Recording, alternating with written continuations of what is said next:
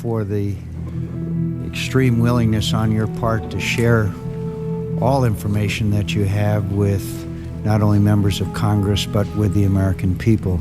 Please proceed, Mr. O'Keefe, and I hope you understand that we're interested in as thorough a briefing as possible as are Americans who are viewing this hearing today. Thank you. Sure. Good morning. I appreciate the opportunity to appear before this hearing of the Senate Commerce, Science, and Transportation Committee and the House Science Subcommittee on Space and Aeronautics to discuss the tragic loss of the courageous crew of the Space Shuttle Columbia.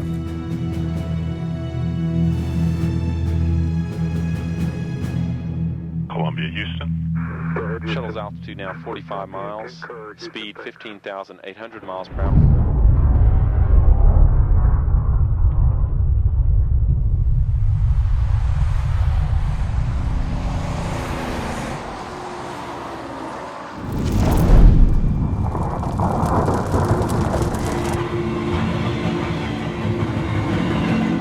And Columbia, Houston, we see your tire pressure messages and we did not copy your last. Roger. Columbia out of communications at present with Mission Control. Columbia, Houston, UHF comm check. Columbia, Houston, UHF comm check.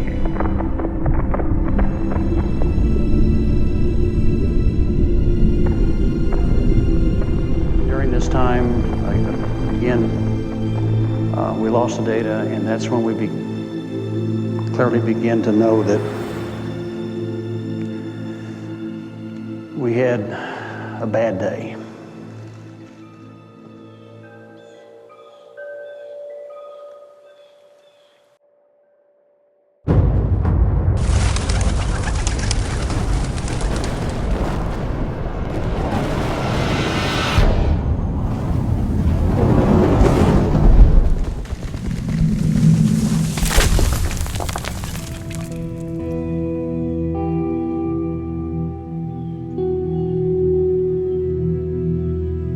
The Columbia is lost. There are no survivors. As you see, we put this into motion, you can just see how that area just kind of expanded itself as the debris itself was settling down toward the Earth's surface. So, and it really pretty much the debris field may cover as much as 500 square miles.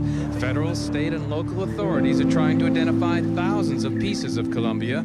This section landed in downtown Nacogdoches. There is debris on the local highways and in the fields and pastures of deep East Texas. Coordinated effort with the Federal Emergency Management Agency as the lead agency for these recovery efforts. Receiving hundreds of phone calls from residents finding pieces of debris. Emergency crews have to check out every call, and if debris is found, they have to mark it and guard it. I want to reemphasize a note of caution to all those living in North and East Texas and into western Louisiana. If you spot shuttle debris, do not touch it, do not go near it. Not only is this potentially dangerous, but wouldn't it be a terrible shame if somebody decided to take, in a sick way, take a souvenir, and perhaps that's the piece that could have solved the puzzle.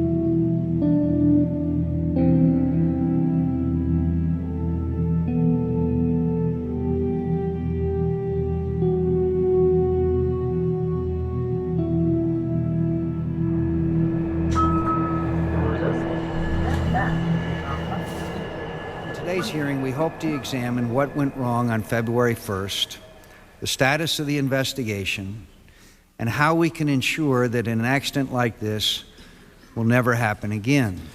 This week at NASA centers throughout the country and in the field, with the support of more than 2,000 people from more than 20 federal agencies, state and local organizations, the important work of data analysis and recovery operations is continuing. Maybe that's my question, basically, is what were we able to retain and preserve with respect to their scientific research legacy?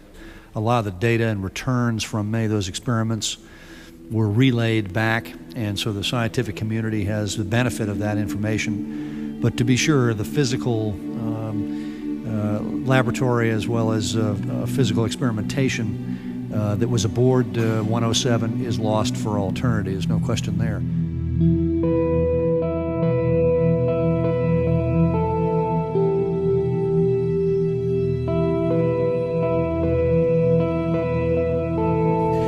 Let me ask you if there is any support that NASA will offer to the principal investigators who lost scientific capability as well. Yes, sir. I mean, there are a number of folks who had based a lot of the experimentation, their entire dissertations were riding on this. So years of research activity has really been set back dramatically as a result of that. I'm trying to get at the picture of how NASA approaches certain decisions. What is minimized, what is discounted?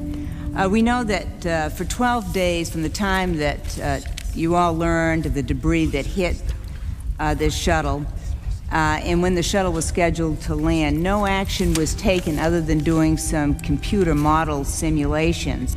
Could you tell me as to why no request was made for military telescope imaging that really could have shown the damage that was done on the underside of the shuttle? It was determined in previous cases of comparable circumstance not to have been a safety of flight consideration.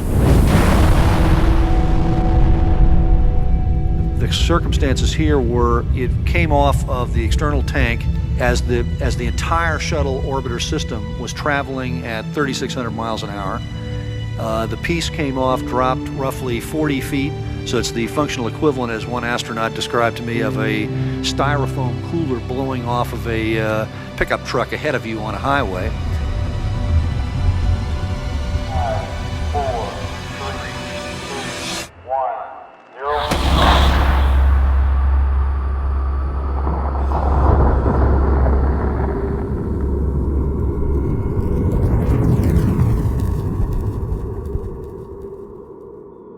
Even on a local level, city councils rarely ever fix a bad bridge or a bad turn in the road till a teenager gets killed, and then it's too late. We launched the vehicle without any ability to dock. We lost the vehicle because we didn't have telescopic ability to inspect. We have 3 birds left. I just urge caution, and I thank you for your time. Yield back my time. Appreciate it very much.